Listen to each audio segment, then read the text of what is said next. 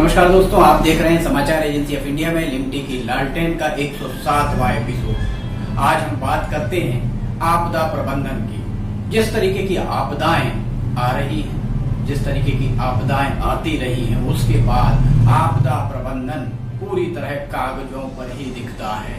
साल में कम से कम 3-4 बार हर जिले में आपदा प्रबंधन के संबंध में वहां के जिलों के जनसंपर्क कार्यालयों के द्वारा विज्ञप्तियां जारी की जाती। इसके साथ ही बारिश के मौसम में कम से कम बारिश के जो 4 माह होते हैं उसके पहले इस तरीके की विज्ञप्तियों की भरमार होती है, जिसमें ये बताया जाता है कि आपदा प्रबंधन किस तरह से जिले में किया जाएगा। आपदा प्रबंधन के लिए बहुत बड़ा विभाग भी कार्यरत है। आपदा प्रबंधन अधिनियम 2005 में लागू हुआ था। इसके बाद ये 1.5 दशक के बाद, 2005 के बाद 1.5 दशक के उपरांत भी स्थितियां जस की तस ही प्रतीत हो रही हैं। हाल ही बंगाल की खाड़ी में एक चक्रवाती तूफान अस्तित्व में आया। जान माल की भारी भरकम तबाही के साथ ही इसकी विदाई हो गई। सांप निकलने के बाद लकीर पीटने की तरह ही अब ये कहा जा रहा है कि आपदा को, प्राकृतिक आपदाओं को रोका नहीं जा सकता, पर इससे होने वाली जान माल की तादाद को कम किया जा सकता है। इस तरीके की बातें होती हैं, पर वास्तविकता क्या है इस बारे में कभी हुक्मरानों ने देखने की फुर्सत नहीं उठाई है। बात सिर्फ चक्रवाती तूफान की नहीं, हर साल बाढ़ की विभीषिका भी अनेक राज्य भोगते हैं। बिहार में कोसी नदी का दर्द किसी से छुपा नहीं है।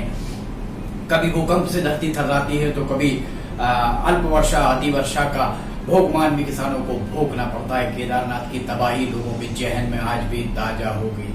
बात ये पूरी तरह आईने की तरह साफ है कि इस तरह के नियम कायदे बनाए जाने के बाद शायद परिवर्तन आने वाला नहीं, और इसलिए आने वाला नहीं कि इस तरीके की कवायदों से महज कागजों पर ही सुधार या आपदा का प्रबंधन होता दिखता है। आलम यह होता है कि जब आपदा सर पर आती है तब पता चलता है कि हम इस आपदा को निपटने के लिए, इससे झेलने के लिए हम कितने तैयार है। तैयारी अभी अधूरी है, ये बात सामने आती है। लगभग हर दशक में आप देखिए, लगभग हर दशक में आने वाले चक्रवाती तूफान से निपटने के लिए आपदा राहत दल बनाए गए हैं। आपदा प्राधिकरण की स्थापना किए जाने के बाद भी राज्यों में सरकारी सिस्टम जिस तरीके से चल रहा है उससे सारे हालात आपके सामने हैं।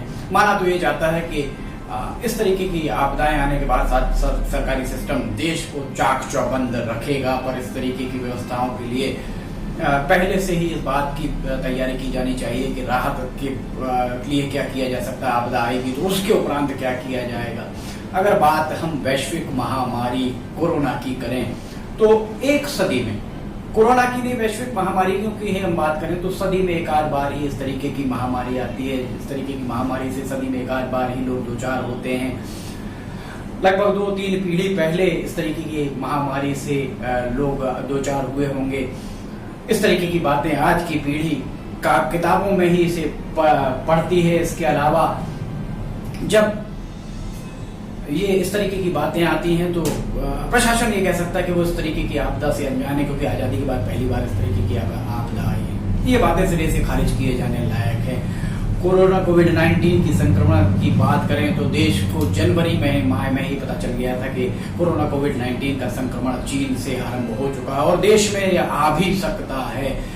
इसके बाद भी कोई तैयारी मुकम्मल नहीं की गई। यहाँ तक कि जब होली के समय जिलों के अधिकारियों के यहाँ जब भी होली की जो होली मिलन समारोह हुए, उन होली मिलन समारोह में भी मास्क का उपयोग कहीं नहीं देखा। ये सबसे बड़ी विडंबना। और देखिए कोरोना कोविड-19 के समय आपके सामने जो आई है, एक राज्य से दूसरे राज्य आजीविका कमाने या फिर इस तरीके से उधर पोषण के लिए गया मजदूर अपने ही देश में प्रवासी हो गया है। मार्च माह में जब टोटल लॉकडाउन लगा तब प्रशासन की तंद्रा टूटी। इसके बाद मजदूर अपने घर लौटने के लिए तैयार हुए, लौटने लगे। इसके बाद आपदा प्रबंधन संस्थानों की तंद्रा इसके बाद भी नहीं टूटी। आपदा प्रबंधन संस्थानों के द्वारा अगर ये बता दिया जाता कि मजदूर भारी तादाद में लौटेंगे तो टोटल लॉकडाउन का स्वरूप कुछ और होता, इंतजाम कुछ और होते। ये बात किसी से छिपी नहीं है। और कामगारों के लिए की बात रही, चिकित्सा के क्षेत्र में भी हम पूरी तरह आत्मनिर्भर नहीं हैं। स्वास्थ्य के मामले में कभी भी किसी भी तरह की स्थिति निर्मित हो सकती है। इस लिहाज से 7 दशकों में भी देश को कम से कम स्वास्थ्य और शिक्षा के क्षेत्र में समृद्ध कर लिया जाना चाहिए था। कोरोना आपदा आने के बाद हमको पता लगा कि हमारे पास तैयारी कितनी कम है, कितने हमारे पास संसाधन कम है, उपकरण कम है, चिकित्सक कम है। ये बात तब पता लगी जब कोविड-19 का संक्रमण हमारे देश में आया और तेजी से फैलने लगा। देश के नीति निर्धारक भले ही नेताओं को माना जाता हो, पर वास्तव में नीति निर्धारक प्रशासनिक तंत्र के द्वारा निर्धारित की जाती है और वे अपने हिसाब से ही नीतियों की व्याख्या करते हैं, नीतियों की समीक्षा करते हैं। आपदाओं के संबंध में जिला स्तर पर व्यवस्थाएं पुख्ता नहीं है।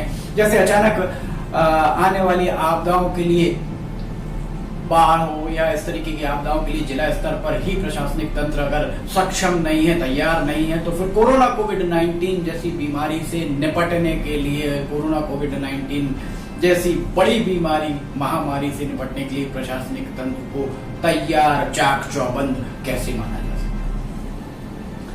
अभी भी समय है। हम हर बार एक आपदा आने के बाद हमेशा कहते हैं कि हमें चेत जाना चाहिए, हमें चेतना चाहिए, अब हमें इससे सबक लेना चाहिए। वास्तविक समय अब है जब हमें इस पूरी आपदा से सबक लेकर आपदा प्रबंधन किस तरीके से किया जाए। प्रशासनिक तंत्र अगर विफल है तो इसका भोगमान आम जनता क्यों भोगे? इसका भोगमान प्रशासनिक तंत्र को ही भोगना चाहिए। देश के नीति निर्धारकों, प्रदेश के नीति निर्धारकों ये चाहिए कि वे प्रशासनिक तंत्र में कसावट लाएं। आपदा प्रबंधन महज कागजों पर ना किया जाए।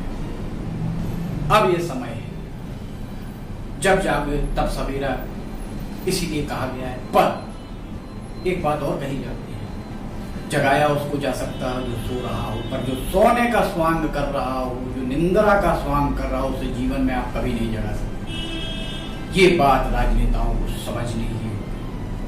समाचार एजेंसी ऑफ इंडिया आपसे लगातार अपील कर रहा है कि आप घर पर रहें, घरों से ना निकलें। बहुत जरूरी होने पर घरों से निकले, अगर घर से निकलते हैं तो मास्क के बिना किसी कीमत पर ना निकलें। सर्दी खांसी बुखार होने पर चिकित्सक का परामर्श लें। शासन प्रशासन का सहयोग करें, पुलिस का सहयोग करें। शासन प्रशासन के द्वारा दिए गए दिशा निर्देशों का पालन कड़ाई से करें। अगर आपको ये वीडियो पसंद आता है तो आप इसको लाइक, सब्सक्राइब और शेयर जरूर करें। हम लिमटी के लालटेन का अगला एपिसोड लेकर हम जल्द हाजिर होंगे। तब तक के लिए इजाजत दीजिए। नमस्कार।